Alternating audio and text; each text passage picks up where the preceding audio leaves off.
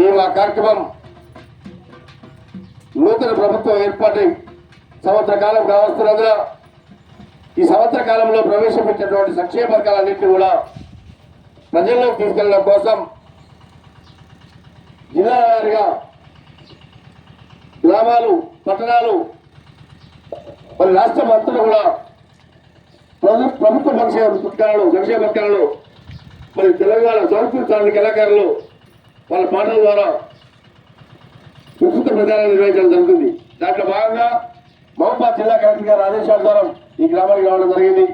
మరి ప్రభుత్వ సంక్షేమ పథకాలపై ఈ పూట ఒక చక్కని పాట.